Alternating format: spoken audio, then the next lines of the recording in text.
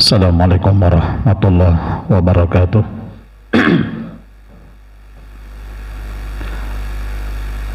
Innal hamdalillah nahmaduhu wa nasta'inuhu wa nastaghfiruh wa na'udzu billahi min shururi anfusina wa min sayyiati a'malina may yahdihillahu fala mudilla lahu wa may yudlil fala hadiya lahu.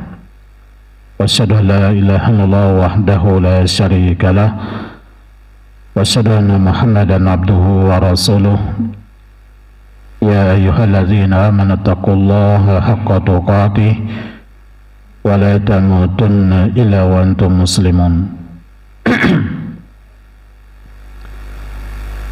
وقال النبي صلى الله عليه وسلم فإن أصدق الحديث كلام الله وخير الهدى dan Nabi Muhammadin sallallahu alaihi wasallam wa syarrul umuri muhdatsatuha fa inna kulla muhdatsatin bid'ah wa kulla bid'atin dhalalah wa kulla dhalalatin finnar. Wa muslimin rahimani wa rahimakumullah, kembali kita melanjutkan hadis yang dibawakan oleh Al-Imam An-Nawawi rahimahullah dalam Kitab Riyadhus Shalihin min kalami Sayyidil Mursalin, masih melanjutkan pada bab yang ke-26 tentang haramnya kezaliman dan perintah untuk mengembalikan hak-hak orang yang terzalimi. Ini sebuah hadis yang bersumber dari Abdullah bin Amr bin As radhiyallahu ta'ala anhuma. Qala al-Imam An-Nawawi rahimahullah wa an Abdullah bin Amr ibn al-As radhiyallahu ta'ala anhuma qala al-muslimu man salima al-muslimuna min lisanihi wa yadihi wal muhajiru man hajara ma nahallahu anhu, muttafaqun alaih. Dari sahabat Abdullah bin Amr bin As, semoga Allah subhanahu wa ta'ala meridai beliau, dari Nabi sallallahu alaihi wasallam, beliau bersabda, al-muslimu, seorang muslim adalah man salimal muslimuna min lisanihi wa yadihi, orang Islam yang lainnya merasa aman dari gangguan lisannya dan tangannya. Wal muhajiru, dan orang yang hijrah, man hajara ma nahallahu anhu, itu orang yang meninggalkan apa yang dilarang oleh Allah subhanahu wa ta'ala. Ini mana lain dari hijrah, orang yang meninggalkan apa yang dilarang oleh Allah subhanahu wa ta'ala. Hadis ini sahih, dikeluarkan oleh Imam Bukhari dan Imam Muslim. Jemaah yang dimuliakan Allah subhanahu wa ta'ala, dari ucapan Nabi sallallahu alaihi wasallam dalam hadis ini, orang Islam itu adalah orang muslim yang lainnya merasa aman dari gangguan lidah dan tangannya. Syekh Muhammad bin Saleh Al-Utsaimin rahimahullah, beliau menjelaskan tentang kata al-muslim. Wal muslim yutlaqu ala ma'anin katsirah. Kata muslim, orang muslim atau Islam itu dimutlakkan ke beberapa makna, memiliki banyak makna. Minha, diantaranya al-mustaslimu, orang yang tunduk atau orang yang menyerahkan diri. Wal mustaslimu li ghairihi yuqalu lahu muslim. Orang yang menyerahkan dirinya kepada orang lain, ya, itu dikatakan muslim. Dikatakan muslim. Orang yang menyerahkan dirinya kepada orang lain, tunduk kepada orang lain, itu dikatakan muslim. Dan diantaranya ini adalah salah satu dari dua tafsiran firman Allah Subhanahu wa taala yang ada di dalam surat Al-Hujurat ayat yang ke-14. Qalatil a'rabu amanna qul lam tu'minu walakin qulu aslamna. Orang-orang Arab Badui mengatakan kami beriman. Katakan wahai Muhammad, lam tu'minu, ya kalian ya tidak beriman, kalian belum beriman. Walakin akan tetapi katakan qulu aslamna, ya kamu telah tunduk, ya kamu telah Islam gitu. Ai qulu istaslamna, ya kami berserah diri. Walam nuqatilukum, ya kami berserah diri, kami tidak memerangi kalian. Nah, ini diantara makna, ada salah satu tafsiran, ya, dua tafsiran dari ayat ini. Maknanya berserah diri. Wal qaul tsani fil ayah, adapun pendapat yang kedua dari ayat ini, innal murada bil Islam, yang dimaksud dengan Islam dalam ayat ini, walakin qulu aslamna, al-islamu lillahi azza wa jalla wa huwa sahih. Yang maksud di sini adalah berserah diri kepada Allah. Dan inilah yang sahih pada Syekh Muhammad bin Shalih Al-Utsaimin rahimahullah. Ini makna penafsiran yang kedua, ya. Al-Islam di sini maksudnya menyerahkan diri kepada Allah. Nah, ini makna muslim, yaitu al-mustaslimu, menyerahkan diri. Imma tadi menyerahkan diri misalnya kepada orang lain, atau ya dimaksud di sini menyerahkan diri kepada Allah.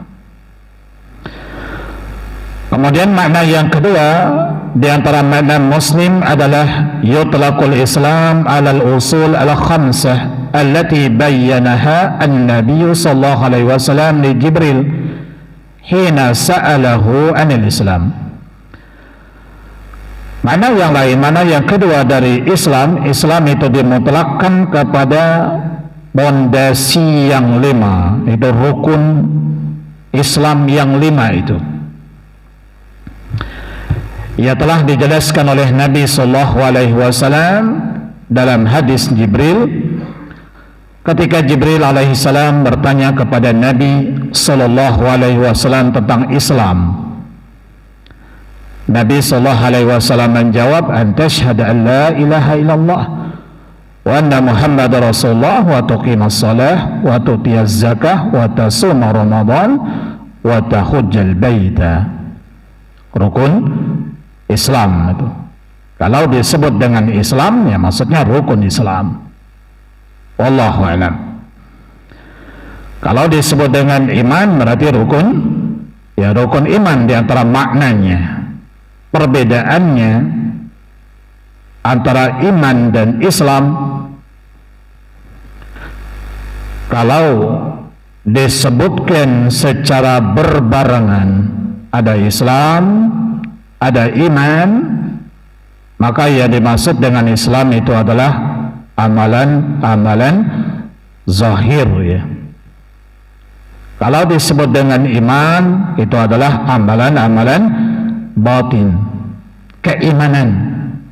Ya, percaya pada Allah, malaikat, kitab, rasul, hari kiamat, takdir.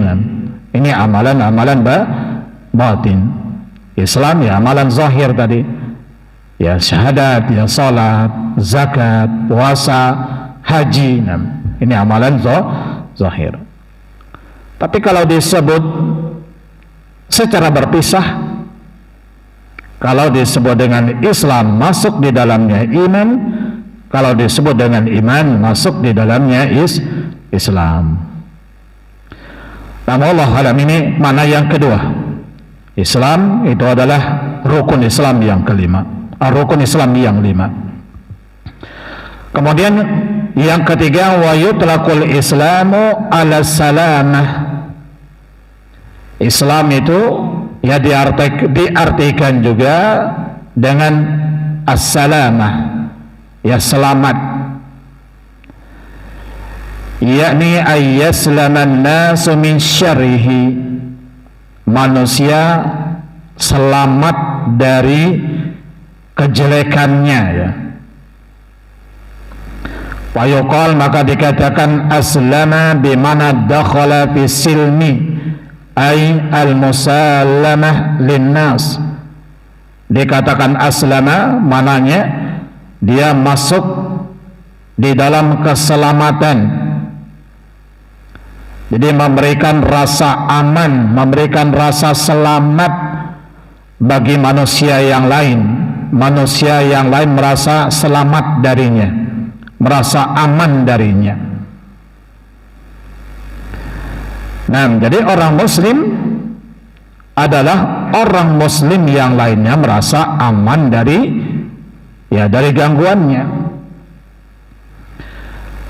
Bihaitsu la yu'li an-nasa, yaitu dengan sekira dia tidak menyakiti orang lain, tidak mengganggu orang lain. Dan inilah diantara makna daripada hadis yang kita bacakan ini tadi. Al-muslimu man salimal muslimuna min lisanihi wa yadihi. Orang muslim itu adalah orang muslim yang lainnya merasa aman dan selamat dari gangguan lidah dan tangannya. Sehingga yang dikatakan muslim itu adalah orang yang fala yasubbuhum wala yal'anuhum wala yaghtabuhum wala yanummu bainahum wala yas'a bainahum bi ayyi naw'in min anwa'i syarri wal fasadi. Ini yang dikatakan muslim adalah dia tidak mencaci maki, mencela muslim yang lainnya, tidak melaknat mereka, tidak menggibah mereka, tidak mengadu domba di antara mereka, tidak berusaha melakukan bentuk apa saja dari bentuk-bentuk kejelekan dan kerusakan yang itu akan menganiaya, mengganggu, menzalimi, menyakiti muslim yang lainnya. Ini yang dikatakan muslim. Jadi kaidahnya orang muslim yang lainnya merasa selamat dari dia, merasa aman dari dia. Bahwa qad kaffa lisanah, dan dia menahan lisannya, terutama lisan dan tangan yang disebut oleh Nabi Sallallahu Alaihi Wasallam dalam hadis ini. Dia menahan lisannya. Wa kaful lisan min asyaddi ma yakunu 'alal insan wa huwa minal umur allati tas'abu 'alal mar'i wa rubbama yastashilu itlaqu lisanih. Menahan lisan ini adalah sesuatu yang paling berat yang ada pada manusia. Nah, ini perkara yang sulit bagi manusia karena bisa jadi ya dia termasuk orang yang mudah, termasuk orang yang lancang dalam melepaskan lisannya. Nah, wallahu ta'ala alam, memang masalah lisan ini ditegaskan oleh Nabi Sallallahu Alaihi Wasallam ya, supaya kita memang berhati-hati. Dan luka yang disebabkan oleh lisan yang menimpa orang lain ya dari ucapannya kita kadang-kadang lebih berat dia rasakan ketimbang apa? Adanya rasa sakit pada fisik ya.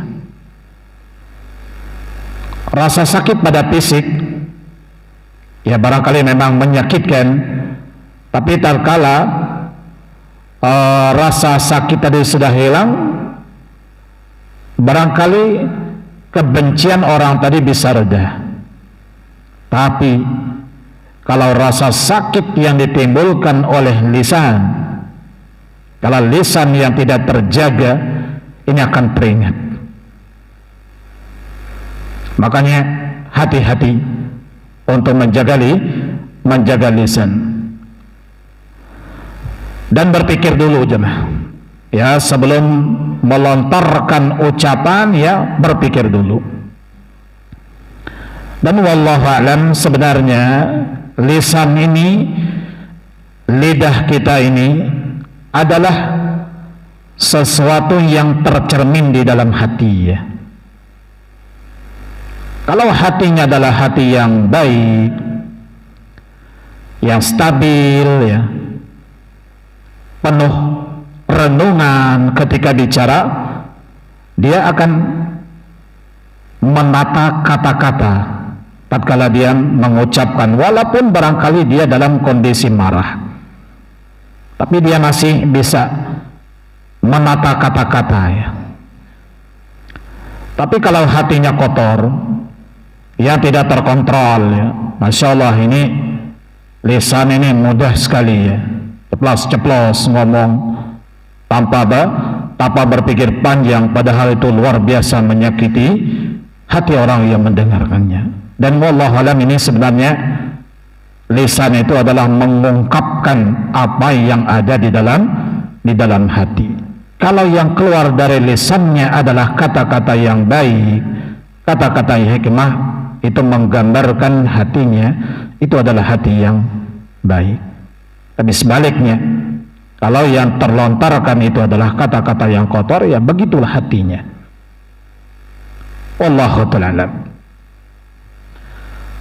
Oleh karena ini Nabi Sallallahu Alaihi Wasallam pernah mengatakan kepada Muaz bin Jabal, "Afala ukhbiruka bimalaki dzalika kullih?"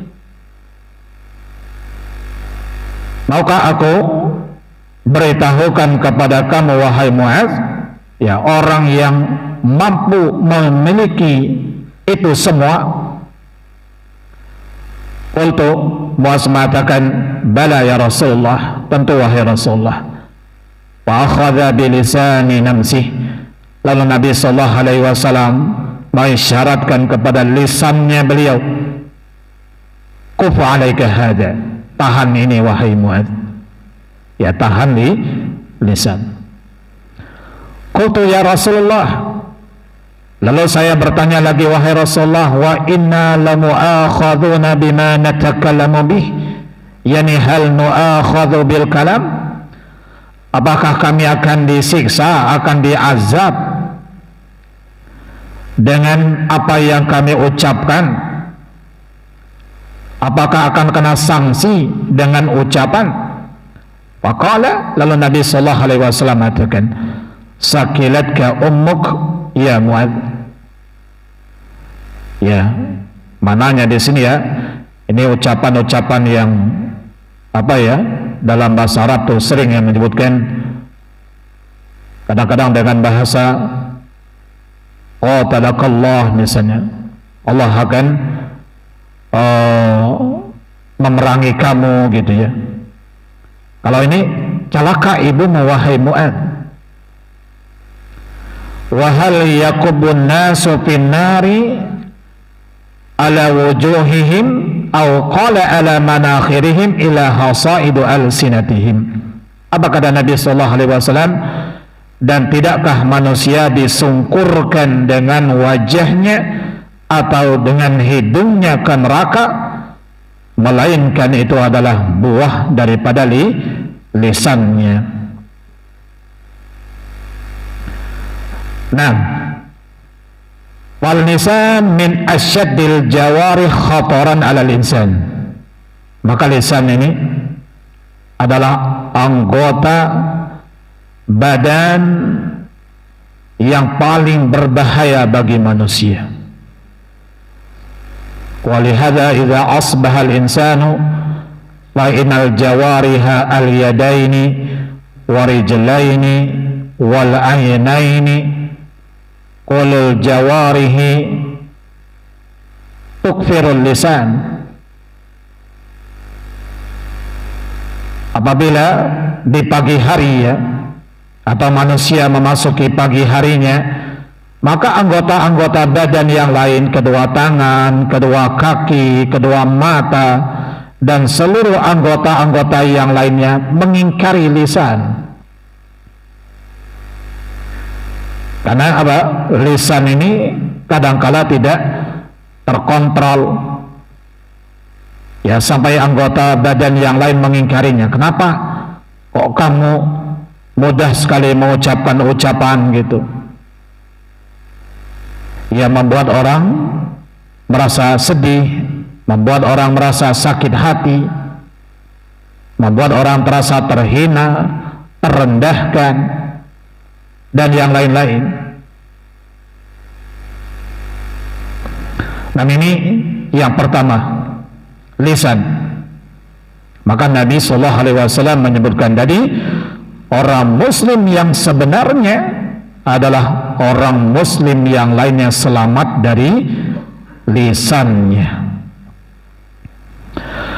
Wa kadzalika aidha al-farj.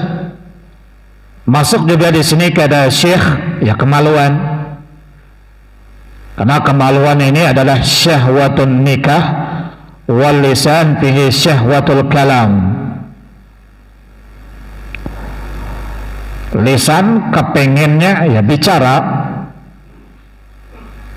kalau kemaluan ya kepengennya melampiaskan syahwatnya. Dan ini juga kalau enggak terkontrol sangat berbahaya. Bukankah Nabi sallallahu alaihi wasallam telah menjelaskan dan memperingatkan kepada kita bahwasanya yang menghancurkan Bani Israel itu adalah fitnahnya wanita. Ya, fitnahnya wanita ya syahwat, syahwatun nikah.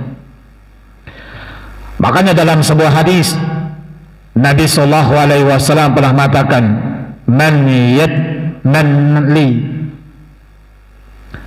yatmanli ma baina lihyaihi wa ma baina rijlaihi atmanu lahu al-jannah.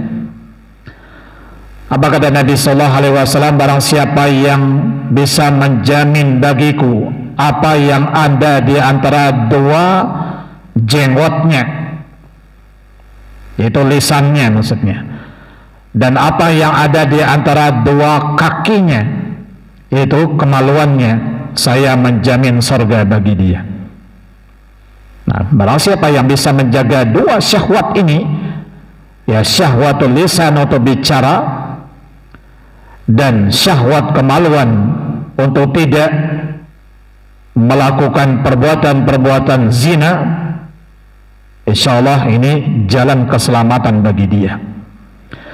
Wa qalla man salima min hataini asyahwataini, sedikit orang yang selamat dari dua syahwat ini. Ima yang menghancurkannya adalah syahwat karena kemaluan, atau yang menghancurkannya adalah karena ucapan-ucapan. Nah, sebagaimana yang sudah kita sampaikan pada pertemuan sebelumnya, bagaimana seorang yang ahli ibadah saja sampai dia habis pahalanya, habis amalnya, disebabkan dia mudah untuk melontarkan kepada saudaranya yang melakukan maksiat, sampai dia mengucapkan, demi Allah, Allah tidak akan mengampuni kamu. Ini kenapa? Lisan langsung memponis orang seolah-olah Allah Subhanahu wa ta'ala tidak mengampuni dia, walaupun kelihatannya ya baik gitu ya, kelihatannya seolah-olah memang untuk supaya orang tentu berhenti dari maksiat, tapi di sini karena dia sudah berani terhadap Allah Subhanahu wa ta'ala, menghalangi rahmatnya Allah, menghalangi ampunannya Allah, membatasinya, sehingga dia lancang kepada Allah Subhanahu wa ta'ala. Nah, jadi seorang muslim adalah orang muslim yang lainnya selamat dari lisannya, kata beliau, kufa anhum, ya, tahan lisan ini dari mereka, la yadhkuruhum illa bi khair, jangan sampai menyebut mereka kecuali dengan kebaikan, wala yasubbu, jangan kamu cela, wala yaghtabu, jangan kamu gibah, wala yanummu, jangan kamu adu dombanya mereka, wala yuharrishu bainan nas, jangan kamu menghasut di antara manusia untuk membuat mereka ya sampai terjadi pertikaian, perkelahian, bahwa rajulun musalimun, maka dia termasuk orang yang muslim, orang yang bisa menjaga diri. Idza sami'a su' hafidha lisanah, kalau dia mendengar yang jelek ya tahan lisannya. Walaysa kama yaf'alu ba'dun nas wal yadzubillah, bukan sebagaimana yang dilakukan oleh sebahagian manusia.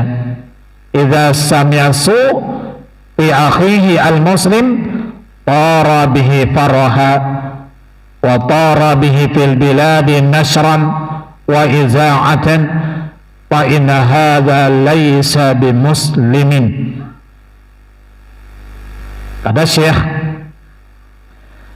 ada yang dilakukan oleh sebahagian kaum muslimin, yaitu dengan tingkahnya dia apabila dia mendengar perbuatan-perbuatan yang jelek yang menimpa saudaranya, ada info saudaranya jatuh ke dalam kesalahan, tara bihi faraha, malahan dia senang, bangga dia,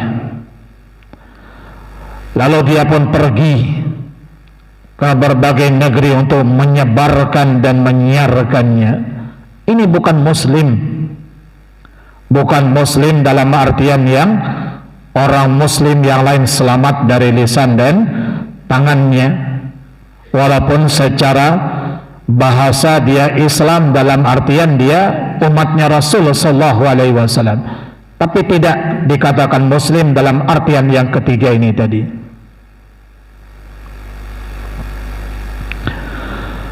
Nah, bahkan dalam sebuah hadis yang lainnya, ini yang hendak menjadi filter bagi kita, untuk tidak kita mengumbarkan ya aib-aib dari saudara kita. Nabi sallallahu alaihi wasallam pernah mengatakan, man tatabba'a aurata akhihi, barang siapa yang mencari-cari aib saudaranya, tatabba'allahu auratahu, maka Allah akan mencari aibnya juga. Wa man tatabba'allahu auratahu wadahahu walau fi baiti ummih. Kalau Allah yang akan mencari-cari aibnya, maka Allah subhanahu wa ta'ala akan membongkarkannya walaupun dia berada di rumah ibunya. Dan hadis ini adalah hadis yang sahih, dan ini saya katakan sebagai pegangan kita, karena kadangkala ada memang terbersit di dalam hati kita ini, kalau mendengar orang lain mendapatkan aib, ada muncul rasa senang, apalagi memang terhadap orang tadi ada clash, dia ada masalah gitu, kan merasa senang dia kalau lawannya itu apa? Nah, jatuh gitu, padahal dia muslim. Maka hadis ini menjadi pegangannya, jangan sampai dia mencari-cari aib saudaranya, karena pasti jemaah, pasti aib kita tuh ada. Kenapa? Karena Nabi sallallahu alaihi wasallam telah menjelaskan, ya, kullu bani adam khata'un, ya, setiap manusia pasti ada salahnya, akan ketemu aibnya, tapi balasan nanti Allah juga akan membongkarkan aibnya. Itu yang pertama, masalah lisan harus dijaga. Ini orang muslim adalah orang yang menjaga lisannya. Kemudian yang kedua, sebagaimana yang disampaikan oleh Nabi sallallahu alaihi wasallam, man salimal muslimuna min yadih, muslim itu adalah orang yang muslim lainnya selamat dari tangannya, ya, dari gangguannya, ya, ini dari fisiknya.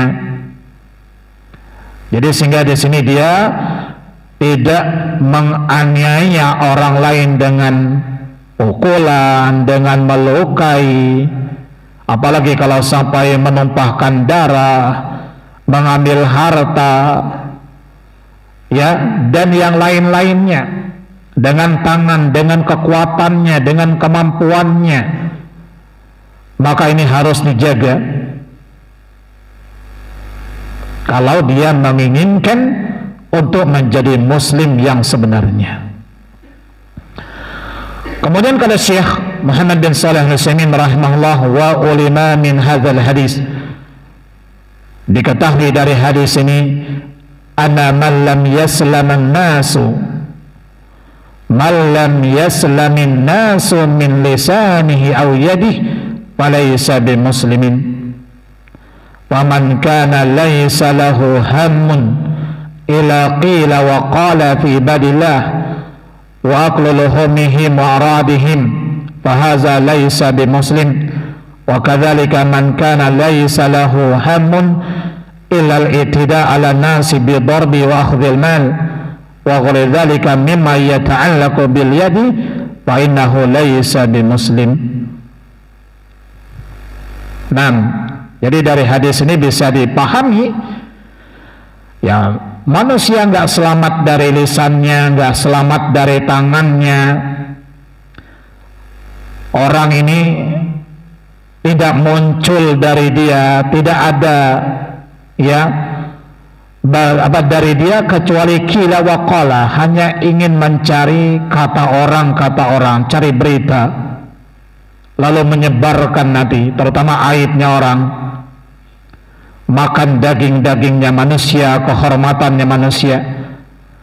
Begitu juga tidak ada yang dia lakukan kecuali hanya menganiaya orang, mengganggu orang, baik dengan pukulan, ya, atau mengambil harta atau saja apa saja yang berkaitan dengan tangan dan kekuatannya dia, maka orang ini bukanlah muslim.